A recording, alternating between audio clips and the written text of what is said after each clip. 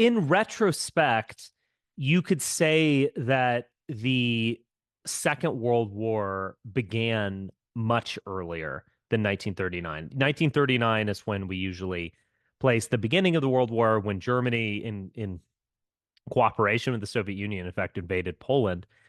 But you could start to look back at German expansion before that. You could start looking back at crises in the Pacific, and you start to feel like the war began well before that. You start to feel that maybe there's a long-term continuation between the two world wars.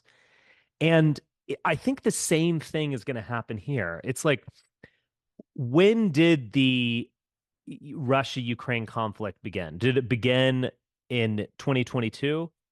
Was it earlier? Did it begin in 2014 with in late 2013 with the Maidan protest, the Yanukovych, aborted uh, election victory, his flight, the bloodless seizing of Crimea? Like, does it begin there? Did it sort of begin in 2004? In fact, you can sort of see that there are these big kind of seismic things that are starting to rumble, and at last the earthquake comes, but it was sort of inevitable. So I do think that we have entered a World War III scenario, and I'm not trying to be grandiose or alarmist, etc. But there are these seismic fractures around the world that have been rumbling, and we're starting to actually have earthquakes.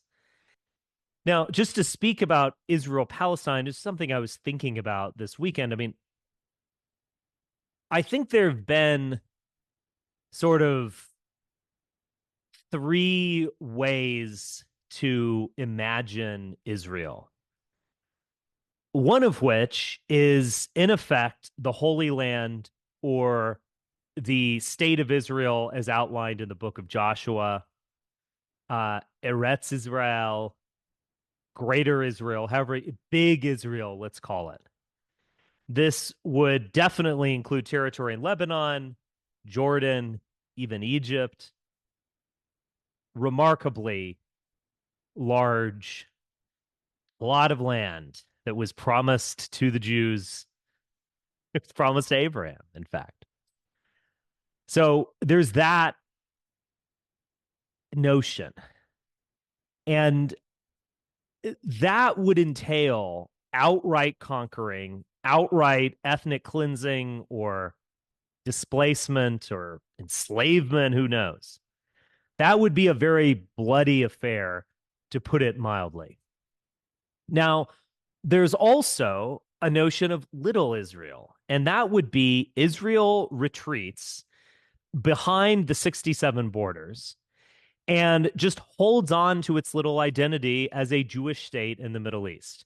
And alongside that, a Palestinian state arises that would include the West Bank and Gaza and some other territories. It might be discontinuous state. Well, there are other discontinuous states. This would be a small one, kind of weird, but not out of the question. And you could just, this is all the stuff that State Department talks about for ages. This is stuff that every president has mentioned as his dream for the Middle East. Every president has talked about this two-state solution. They'll get along, and you'll sort of allow Israel to remain racist, you could say. They can remain a Jewish state so long as they give over that piece, that is the PIECE, to the Palestinians, and to let them pursue ethno-nationalism as well. So that's little Israel. What has been pursued is a sort of strategic ambiguity, or big occupation, is what I'll call it. So every president talks about a two-state solution. That includes Donald Trump, that includes George W. Bush, that includes Bill Clinton, that includes Obama, that we could just keep Reagan, we could keep going back and back and back.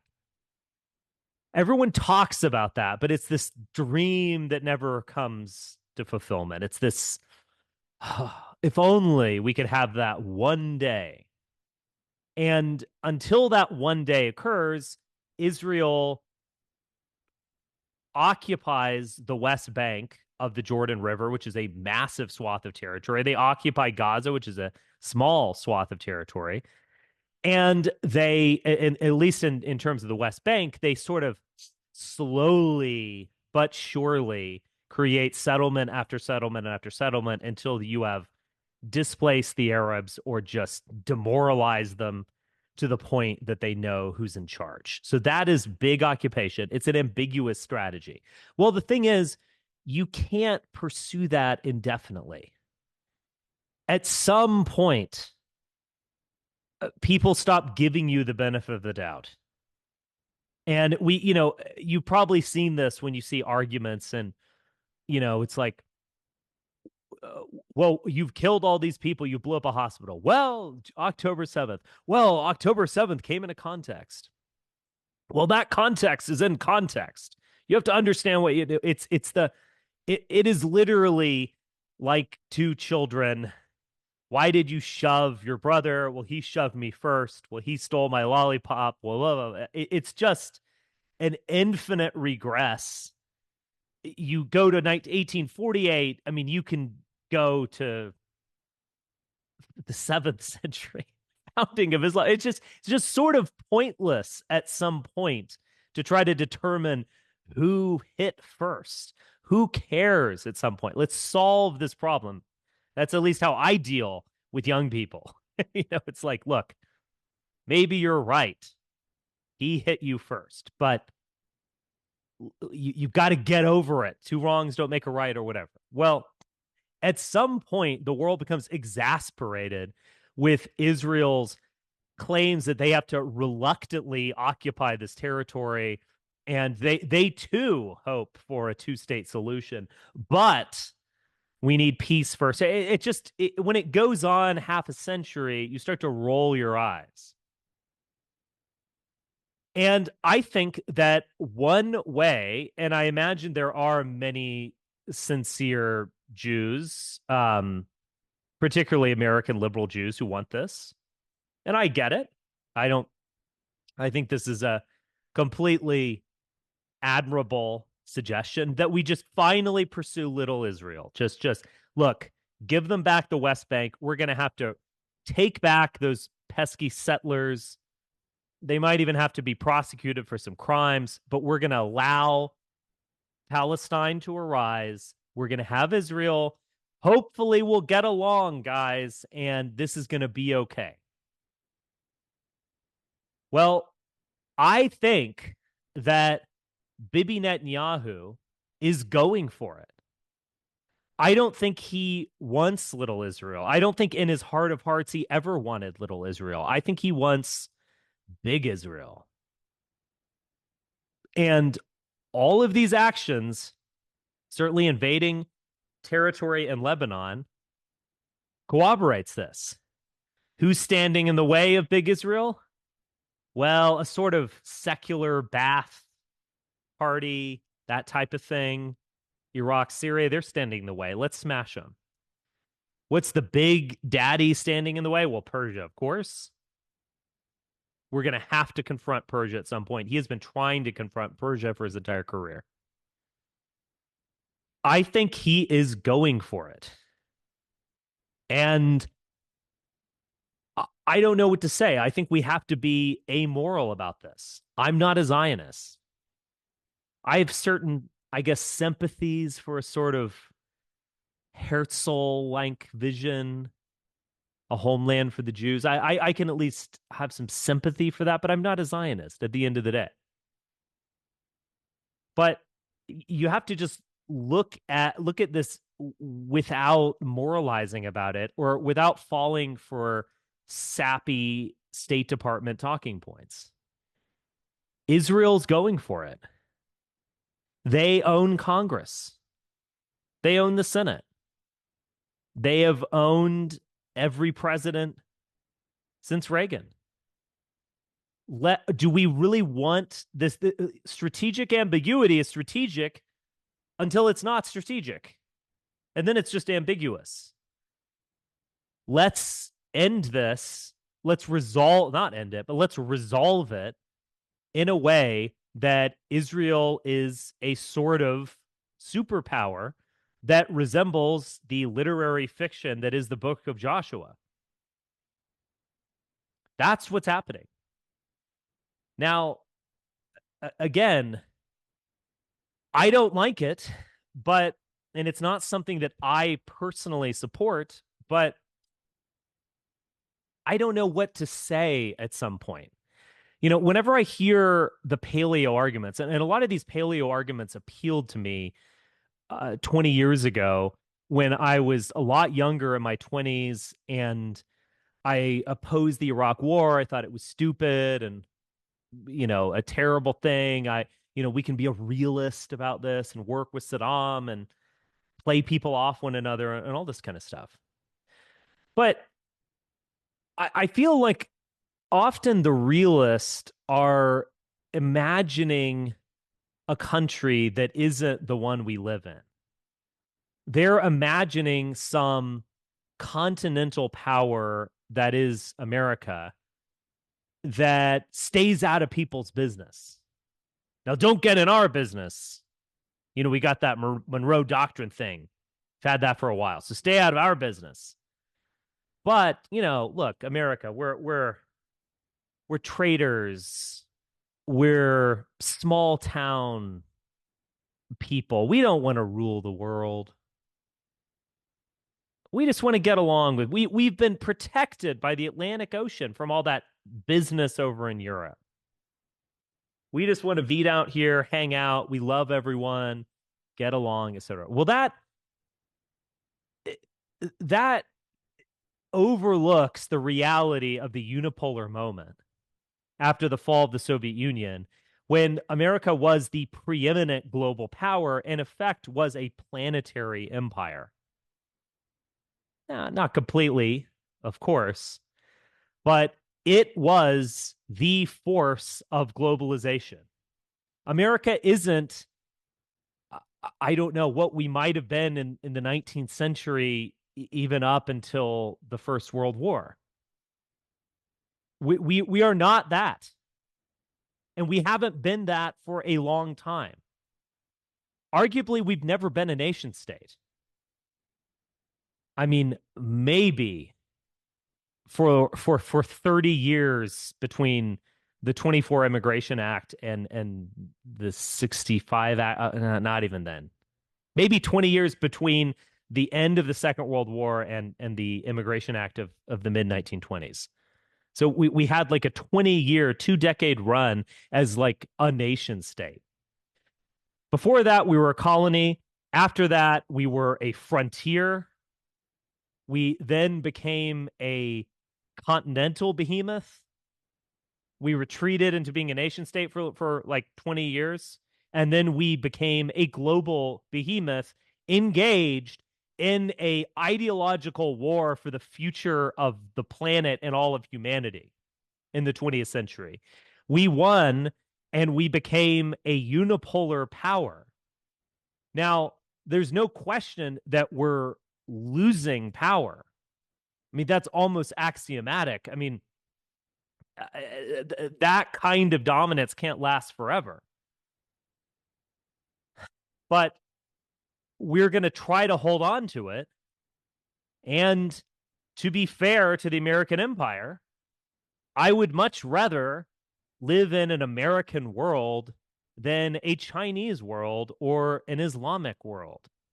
There's no European world that of any real oomph.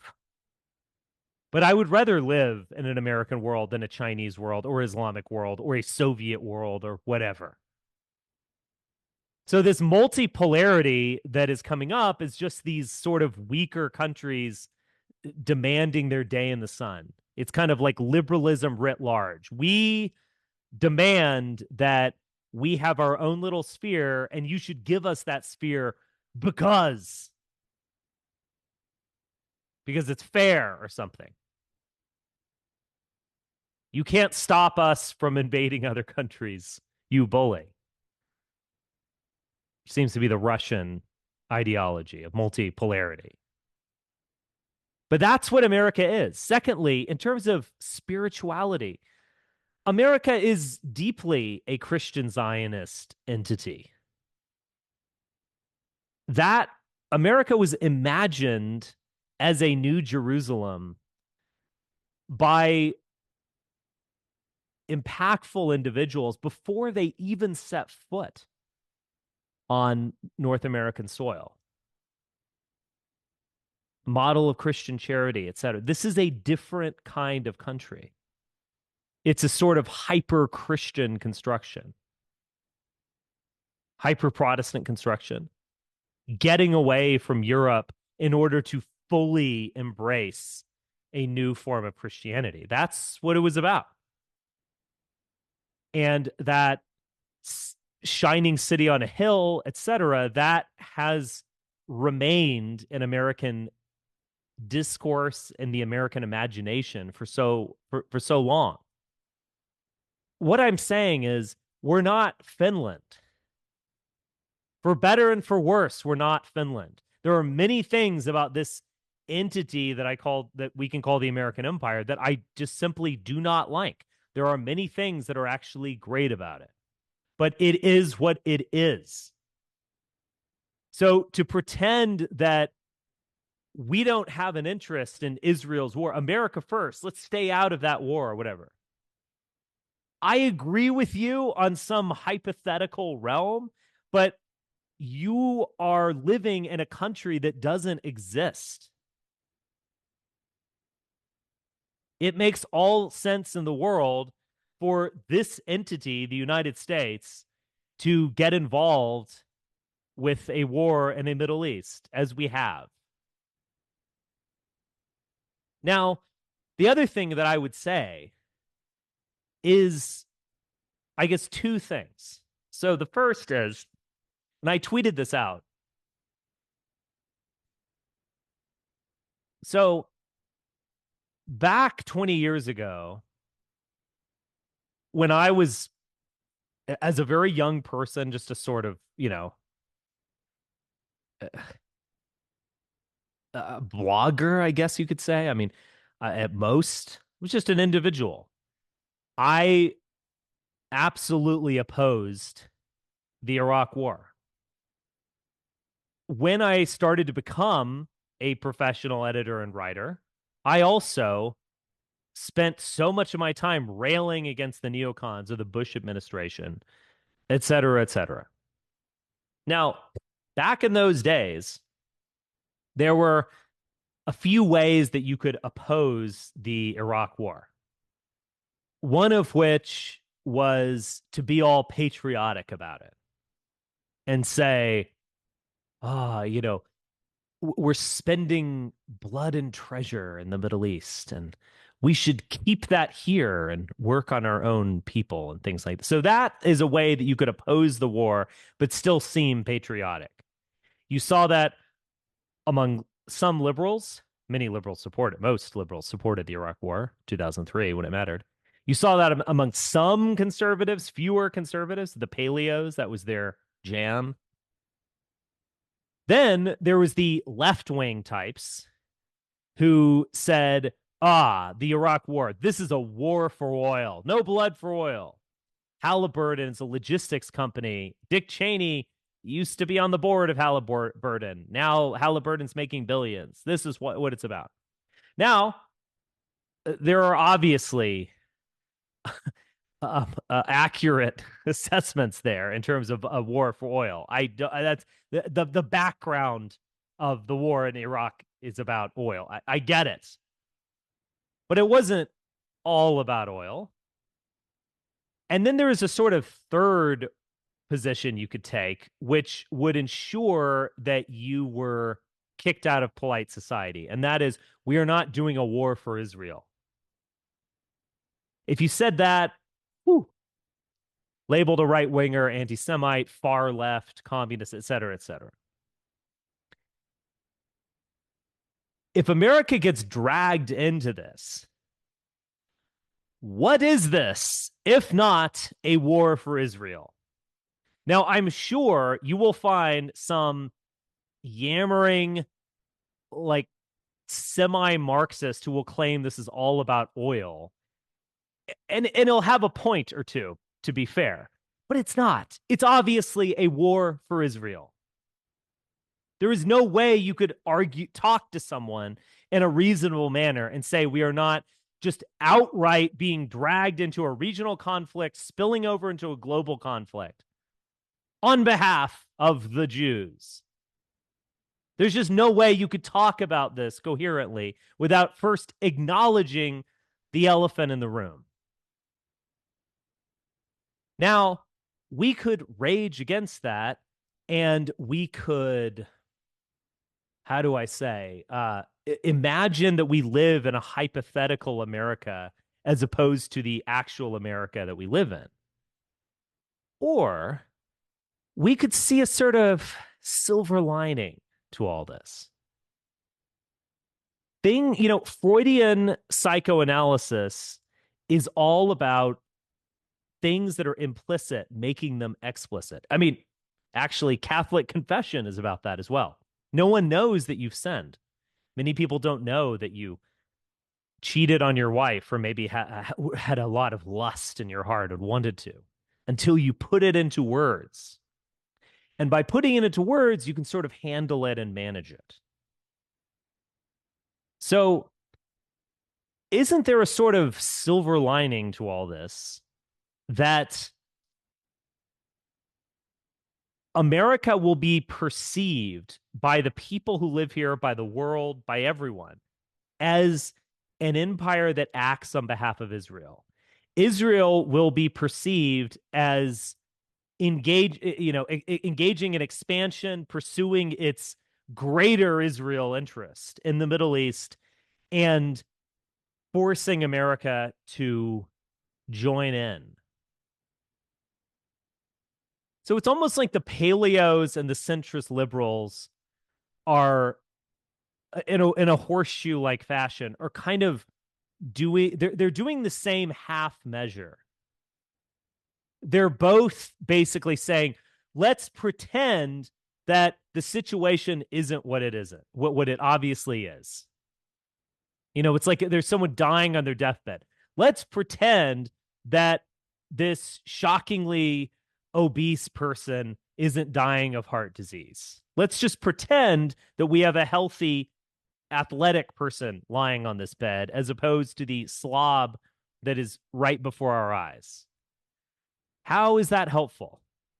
Liberals want to have it both ways. They want to support Israel. They want to talk about the Palestinian two-state solution. They want to build a dock to give aid to the Palestinians. They want to help out NGOs that are trying to deliver pizzas to dead children, yada, yada, yada. They just want to have it both ways. Let's be Zionist and talk about the Holocaust and how we love Israel. Let's talk about the Palestinians. We love them. Israel's bad, in fact, but ultimately were originally good. And the paleos are like, let's pretend that we're living in the 19th century and America's a nation state and we're not a global empire with a Christian Zionist message at our very origins. And, blah, blah, blah, blah, blah. It's all bullshit. I like people who are unequivocal and extreme, like Benjamin Netanyahu. He's pushing this thing to the limit. He is going for it. As opposed to stopping him and trying to kind of maintain the status quo, why don't we let go and let it happen? There's going to be a new world order, or a new status quo after this conflict. There's going to be millions dead as well. Maybe it will bring about the end of Israel. Maybe Iran will collapse. Maybe I don't know. I can't see. I don't know enough, and no one can fully see how it plays out. I could sort of imagine both things. If I were to bet, I would say Israel will win. But the fact is, we're going to be in a new status quo after this happens. And this has to happen. This has been baked into the cake. The past 50 years of big occupation or strategic ambiguity of Israel has just been a way of avoiding the real issue over and over and over again. If we don't have a way of stopping it, but we want the world to change, then why not just let go and allow these bigger forces to work themselves out, resolve, because there's going to be a new status quo at the end of this.